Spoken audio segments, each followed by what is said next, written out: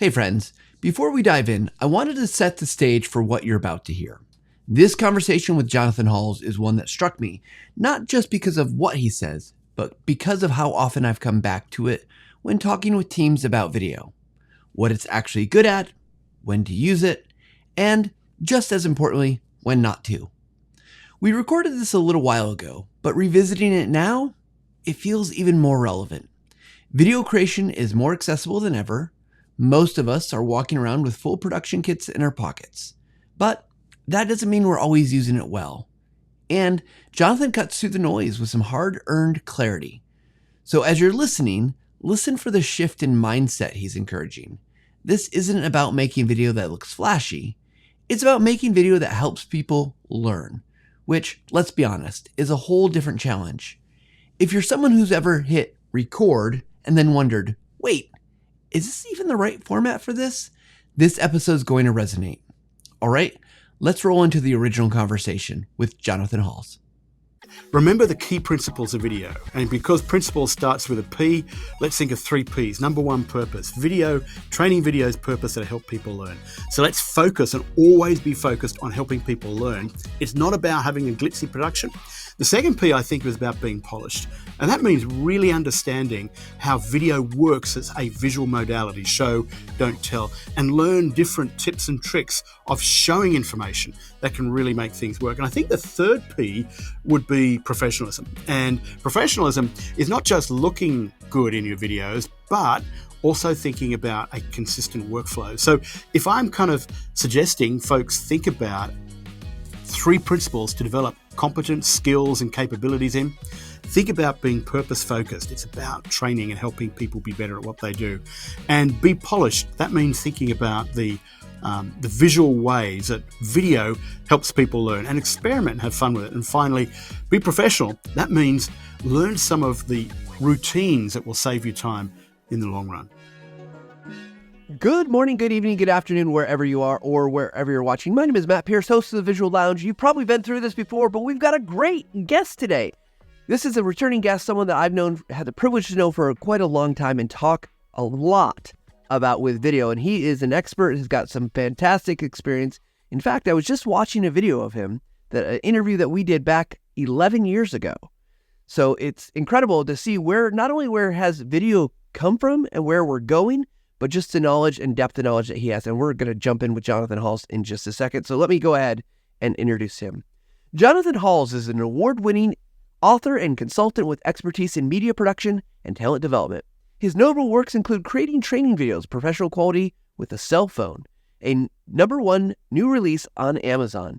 With experience across 25 countries and a career starting as a talk show host and BBC learning executive, Jonathan now teaches at George Washington University and runs a consulting practice in Washington, D.C. area. His focus blends talent development, learning science, and digital content, enhancing training programs for executives globally. He holds advanced degrees in adult education, and he is a good friend of mine, so please welcome to the Visual Lounge, Jonathan Halls.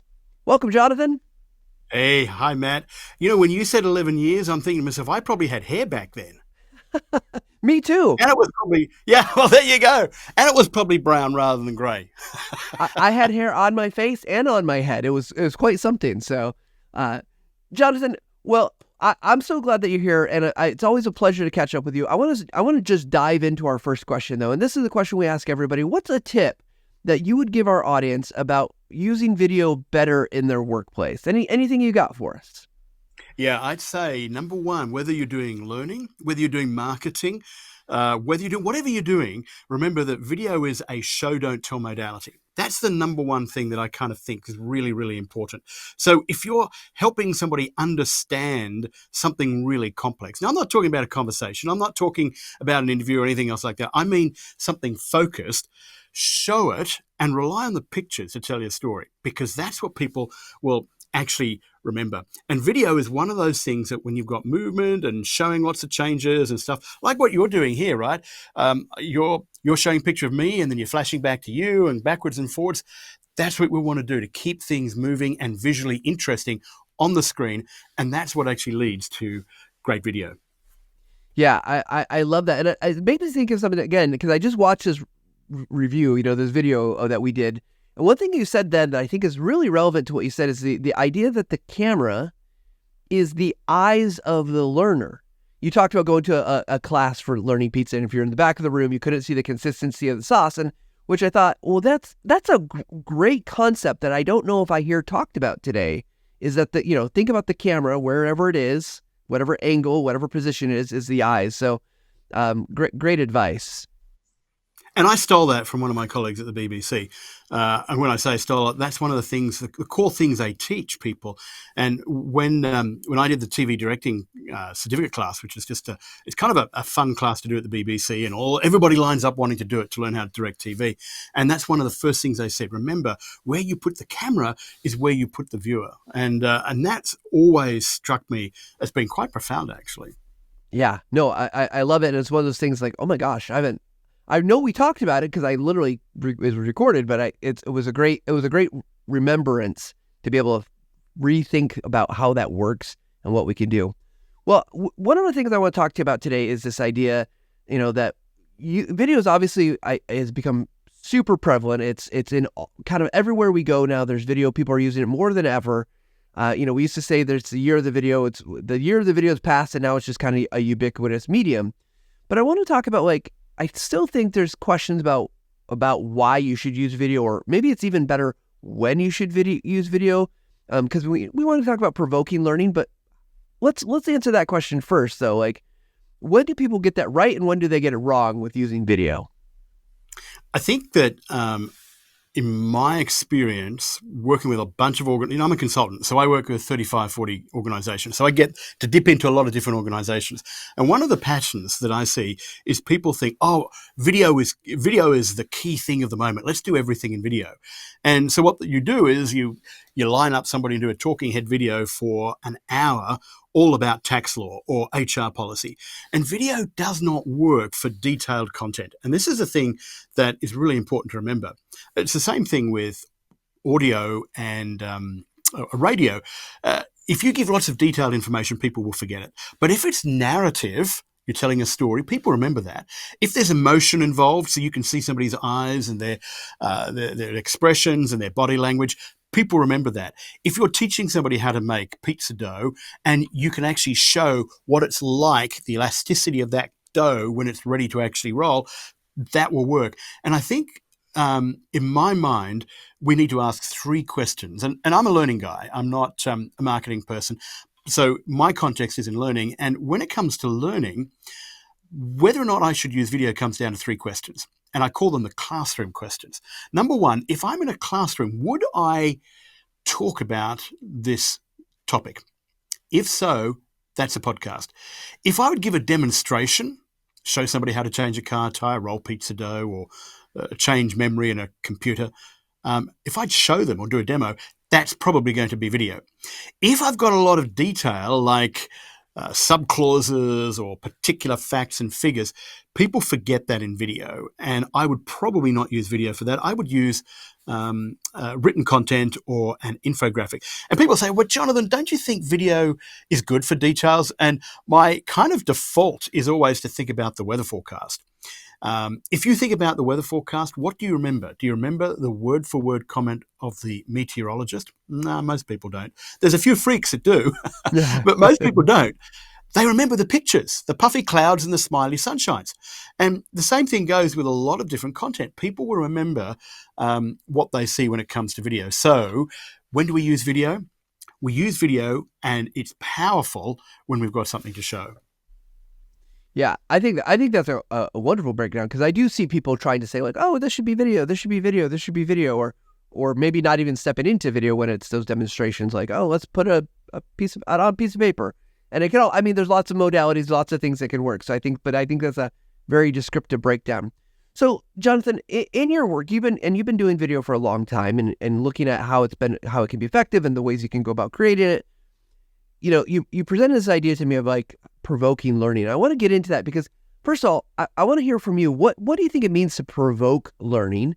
And then how do we go about doing that with this medium that you just talked about? It's not the detailed stuff. It's not just conversational stuff. That's not what it's maybe good for. So what is it? How do we do it? And how do we be successful with it, I guess? You're in dangerous ground, Matt. You know this. We're talking about learning science here. So I like to live on the edge. living on the edge, yeah. So a couple of things. First of all, I don't think anybody really knows what learning is. That's a provocative statement. And there's so many different definitions and understanding of what learning is that I think that's actually a good thing. And if you look at history, there are many different definitions. And where you define learning comes down to your values, your training, and also your context as well as your purpose. So, for example, your values. I do a lot of train the trainer programs focused on learning science for people in organizations. And what I find is people who come from the social work background often come with the value of I'm here to help the learner. So that's going to drive their understanding of learning. Whereas if I'm working in a bank or an insurance company, very often they've got a business mindset and it's about how do I help this person make more money for their organization. So those values and where people come from can really influence what learning is. And the context, university learning is very different to corporate learning. In universities, learning is a core focus. People are there to learn. In organizations, training is very often an afterthought. Quick, I need this help to do something. So we look at it very different. So when it comes to learning, my first step is define workplace learning in context. So we're not talking about learning anywhere else, but we're talking about workplace learning. And I define workplace learning as the intentional process of building skills. That's my definition. And I pull from Malcolm Knowles. I pull from Gagne. Malcolm Knowles, when he talks about acquisition of skills and that sort of thing. And then Gagne, in terms of when he talks about learning is intentional, it's not really an accident. And that doesn't say that there's not accidental. What it's just saying is our job is where we actually help people learn as an intentional process. Now, when people say skills, they say what about knowledge? And so I dip into Bloom and the Bloom committee that said that learning falls into three domains: psychomotor, that's thinking skills; affective domain, which is mindset, building mindset; and finally the psychomotor, which is physical skills. So really workplace learning is a process of creating, the intentional process of building skills that could be thinking skills, physical skills, and mindset skills. So based on that, I then kind of figure out, well, how does that happen? And it happens in the brain. It happens not in a PowerPoint slide. It doesn't happen at the front of a classroom.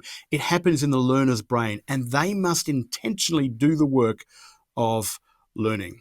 And so as we look at training, we need to be understanding that it's not about our perfect presentation. It's about how well we get people to actually practice the process of learning. So I'm getting a bit geeky here, but yeah, there are different ways to do it. And when we think about learning, it's something that happens in the learner's brain. And the trainer's role is not to deliver a great presentation, but to get the learner to do the physiological work of learning. Physiological in the sense that we're firing neurons. So what does that actually entail? And you can break it down many ways. In the book, and in my former book, Confessions of a Corporate Trainer, which you very kindly wrote a nice endorsement to, but I also use it in there, the learning formula. First, we need to understand the concept if we're helping somebody learn. So if I'm learning, I need to understand what's involved in changing a car tire or rolling pizza dough. Secondly, I need to remember it. No sense understanding if I forget it. So the first process, I've got to build that understanding. Then I've got to build memory retention. And then finally, I've got to apply it in the real. I've got to actually change that car tire on the side of the road or roll that pizza dough in the kitchen. And each of those three stages happens in very intentional ways. And we don't have time to get into it, but basically I will draw on cognitive psychology to explain it. But the first stage, building understanding, is where we connect new information. In the case of video, we show stuff and we talk about stuff. We connect new information to existing skills and knowledge in people's brains. And I draw on what we call schema theory. And schema theory is basically that we've got mental models that we create in our brains to make sense of the world. Schemas are like schematic diagrams of knowledge, physical skills, how to do things, procedural knowledge, and the mindsets that guide us, like a customer service mindset or a safety first mindset. So when it comes down to video and provoking learning, I would suggest that we have the most control in video on that first stage, building understanding. But in order for us to help people remember stuff, we have a whole lot less control because people need to practice, and memory retention is built on practicing, doing things over and over again in different ways. And so when it comes to learning, I don't think that we can ensure learning through video. What we can do is we can provoke it. And so if we make good video, that means we grab the learner's attention visually, and through the structure, the narrative, the storytelling, we grab their attention, and hopefully we package it in a way that is familiar so that what we give them can trigger a memory, a schema in their long-term memory to actually connect to, which they then start building the learning. But the learning always happens in the learner's head, not in the video itself. And I've evolved on this. I was a bit fudgy in my first book, Rapid Video for Trainers, back in 2012. And when I look back, I should have been way more specific. And certainly I've become more specific in the latest book. But really, when it comes to video, learning doesn't happen in our video. It happens in the learner's brain.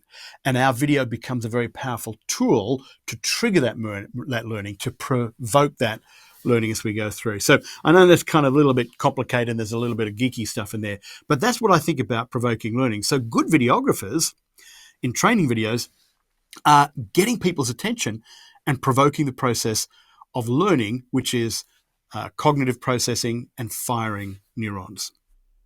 Well, Jonathan, thank you for the. I mean, this is great, right? And I'm guessing there's people who are going to listen to this and say, like, well, I guess I got to go learn about schema theory, and like all this stuff. And I think that's okay, because what I'm taking away from this though is that it's understanding what video is good at and what it really can't do, and so we don't overpromise as in whatever we're doing. If we're learning professionals or if we're marketers or we're YouTube creators, like.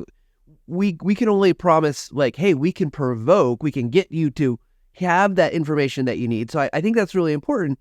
The other thing I'm hearing is that there is a role for what good video does. And I think with any job, right? Like if you hire someone to do a job, if they understand what their job is, they can focus on that job. If you have a plumber coming in, you probably don't want your plumber also doing the electrical. Right. And so like, it's not asking, we don't want to ask the video to do stuff that it really can't accomplish. The other thing I took away from this, and I'm just summarizing for myself to make sure I'm processing it here, is that oh gosh, I'm going to lose it now because it was in my head, but like with good video, if people don't watch it, if they don't pay attention to it, if they're not engaged with it, which means something that what we have to craft and create, they don't do that, it doesn't matter. They're not going to move into the other stages, and we can't guarantee it.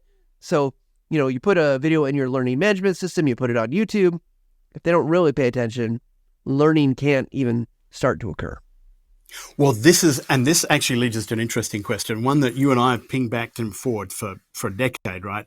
And that is, do we go for highly polished video, or are we okay with stuff that's not kind of polished and looks like it should be on CNN or Fox?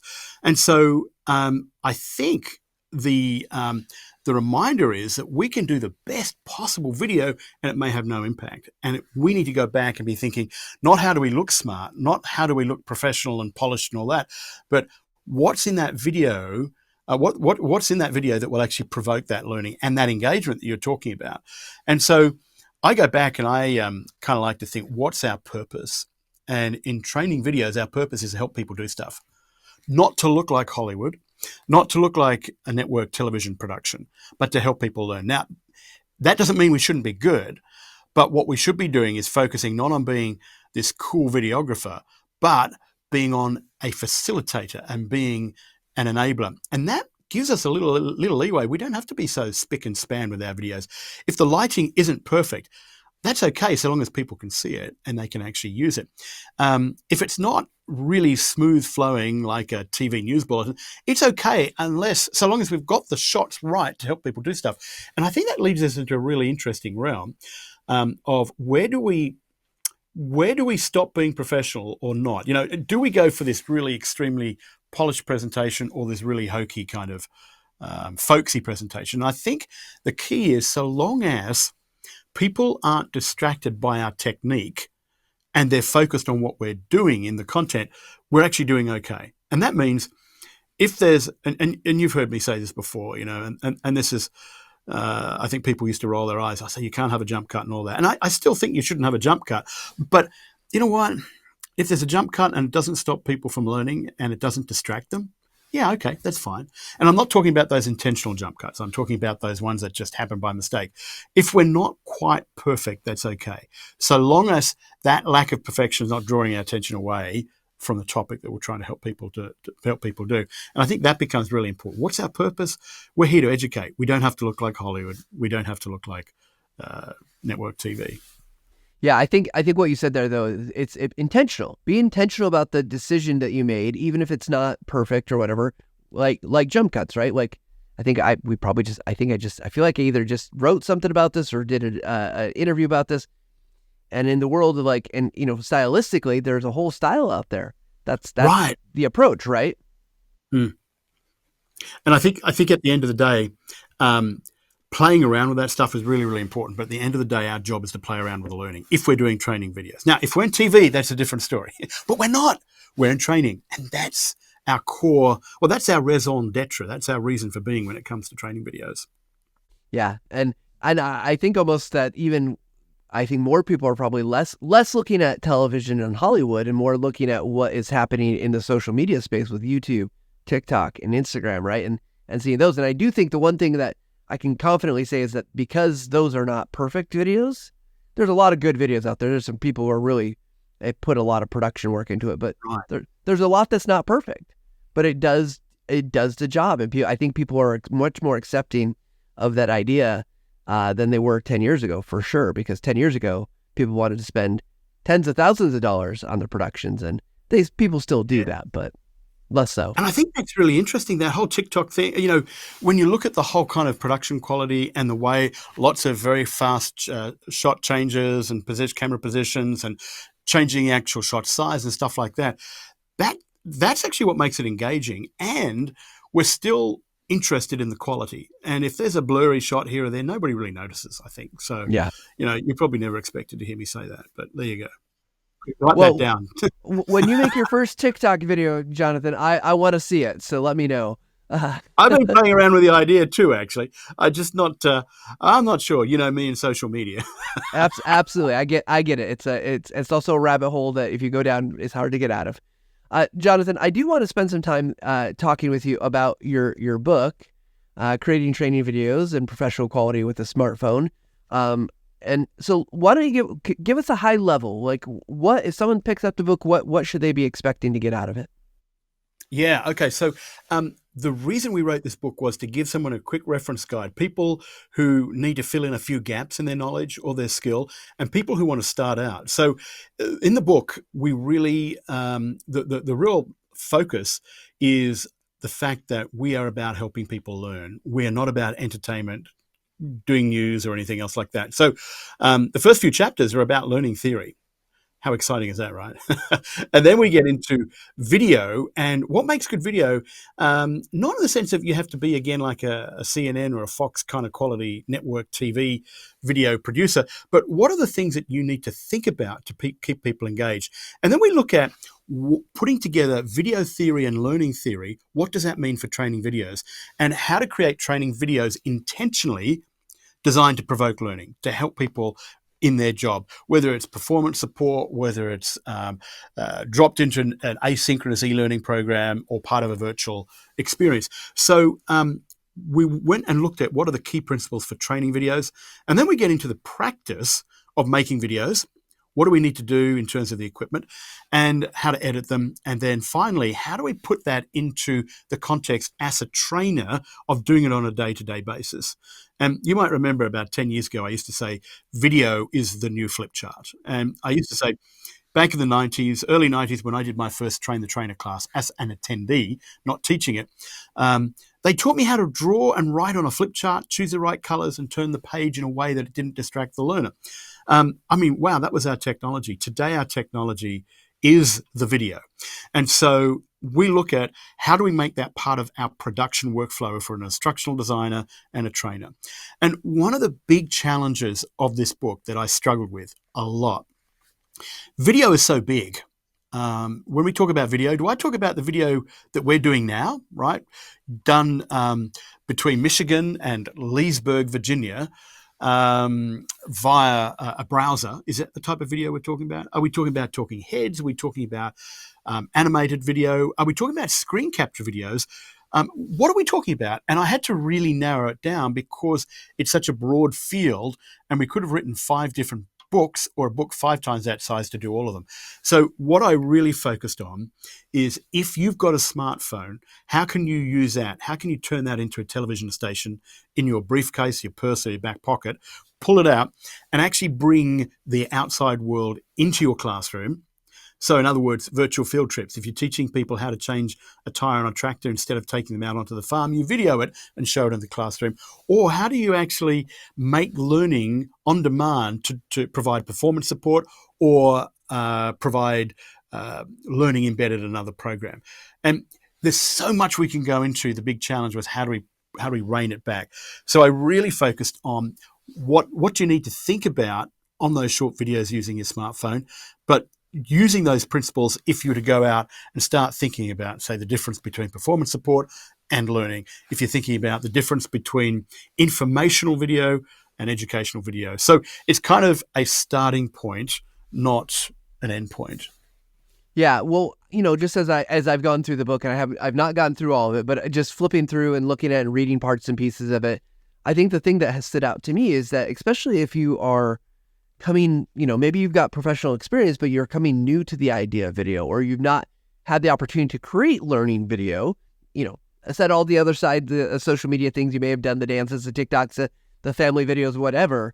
I think it lays out really, for me, what I'm impressed with is how it lays out a structure and concepts that make it really clear on what you can do and should do. Like, here, I just open up, I'll put it up. This is a terrible way to show this, but like, the idea of fonts and contrast and things that, like, I think, if you've been doing this for 10 years, you take for granted the kind of that knowledge of like, oh yeah, we should have, lower thirds that are contrasting against your audience, or, your subject versus, blending in and just making, things that I think become automatic over time. But if you've never done it, it's easy to forget.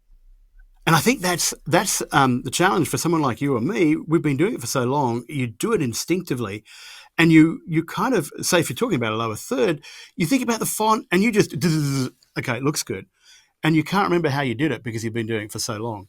And I think it's always a struggle to try and make it as clear cut as possible. So I appreciate you saying that. There's actually a really cool spotlight in there where we look about the future of video too. What's that guy's name?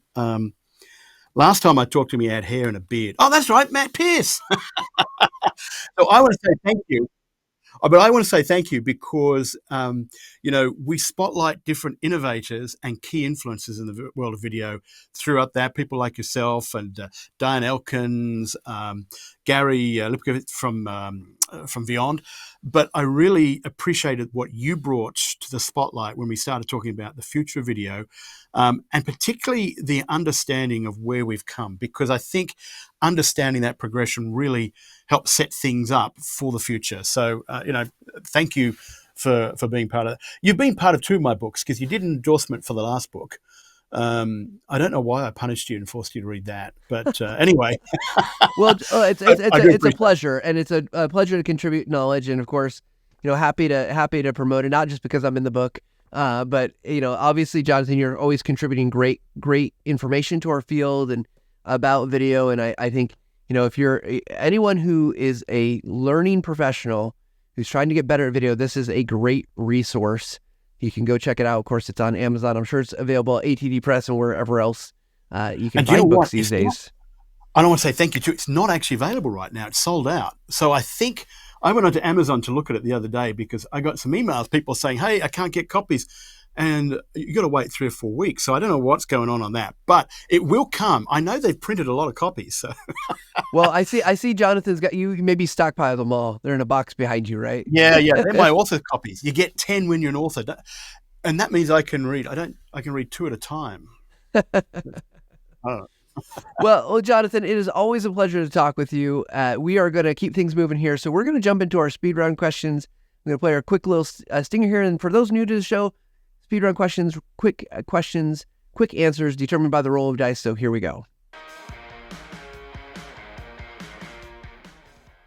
All right, let's bring up our dice cam, Jonathan. Here we go. We're going to roll the die, and we're going to see what it tells us on our 12-sided die. So question number 5. Ooh, this is a good one.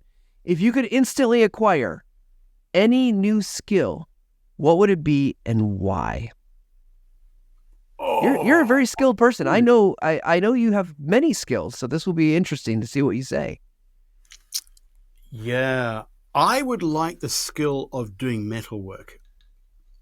Like metal work. Building stuff with metal. I can build stuff with wood, but when it comes to metal and joining and welding, I think that'd be a fun skill to have. Yeah, think of all the things you could additionally do along with the woodworking. So that would be fun. All right, ready for your next question? Here we go. That's the dots at the lower part, so that's a 9. What's one thing that you are most proud of in your career? You've done a good amount of things. You were a talk show host. For people that don't know, you worked at the BBC. You've taught people all over the world. But what's the one thing you're most proud of? I think, oh man, you're giving me this is a tough one here. This is a real tough. I have to kind of dig back. You know what? I think from a professional perspective, the proudest moments was actually working at the BBC, because there you're working with some of the top people in the industry, and you think to yourself, you're going there to contribute, and they contribute more to you than you contribute to anybody. And so I'm proud of the time that I got to kind of work in their shadows. Yeah, I love that answer, because I think it's one of the things I always enjoy talking about with you is the stories, things that you experienced and things you did. So you're not allowed to talk about those. They're all confidential if they get out. I know. What happens at the BBC stays at the BBC. Yeah. Okay. So, Jonathan, I'm going to warn you. Some people have said this is probably the hardest question. I don't think you'll struggle with it, but it's out there. If you could have dinner with any historical figure, past, present, who would it be and why? Anyone you would like to go back and have dinner with? C.S. Lewis. So C.S. Lewis was a master thinker, and I think that he wouldn't just give me a run for my money, like tenfold, but he'd actually challenge me to think very differently. Yeah, great answer. And love a good C.S. Lewis book. So, I think that's a very wise answer. All right, Jonathan, I always appreciate you coming on the show. If people want to connect with you, they want to learn more from you, where should they look? LinkedIn is a great place to start. And, we alluded to the anti-social media thing that I've got. I'm more of an introvert, so I have to kind of G myself up to get really out there and engaged. But I am increasing my LinkedIn presence and sharing a whole bunch more stuff. So I'd love folks to connect on LinkedIn. Questions or anything else like that, that'd be fabulous. I'd love to be part of your community and welcome you into my community as well. That would be a real privilege. Awesome. Love it. So guys, we'll make sure his link to LinkedIn is in the information description so you can go find it easily. Jonathan, we always like to end the show giving kind of a wrap up. So Jonathan Halls, what is your final take? Well, I would think, remember the key principles of video. And because principle starts with a P, let's think of 3 Ps. Number 1, purpose. Training videos, purpose that help people learn. So let's focus and always be focused on helping people learn. It's not about having a glitzy production. The second P, I think, is about being polished.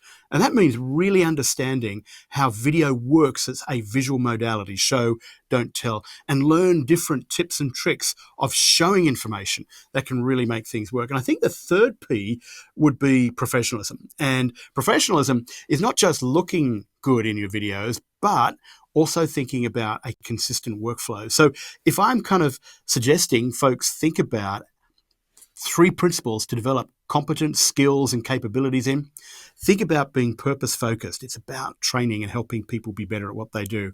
And be polished. That means thinking about the visual ways that video helps people learn, and experiment and have fun with it. And finally, be professional. That means learn some of the routines that will save you time in the long run. Well, I love that. And thank you, Jonathan, so much for joining me in the Visual Lounge. Thanks, Matt. Always a pleasure. Absolutely. All right, everybody, you heard Jonathan. Look, you got the 3 Ps. You've got a book that you can go and check out with really great information. Go find Jonathan. You can ask him questions. He is a wealth of knowledge, and we scratched the surface. I mean, You heard how eloquently he spoke about just learning science, tying that to video. So if you're serious about making content, video content that's going to really help people learn, Jonathan is someone you need to follow, someone you need to listen to and read his stuff because it is really good. Of course, we're always happy to share our knowledge here at the Visual Lounge as well. We appreciate any feedback you got for us. You can always email us at thevisuallounge@techsmith.com. Leave a comment in the social media places so that we can know how we're doing. If you got questions or things you want to hear from us, we're always happy to try to do our best to get to that. And of course, we like to wrap up the show the same way because it's so important to us. The reason we do this is not because we think this is going to help TechSmith be super successful out there and connecting and getting people to buy stuff. We create the Visual Lounge because we want to help you connect with these experts, with people who are knowledge, bring different insights and ideas, because we want you as a creator, whether you're creating YouTube videos, you're making learning content, you're doing documentation, you're doing marketing, whatever it is you're doing, we want you to be better. So we hope that you take a little time to level up every single day. Thanks, everybody.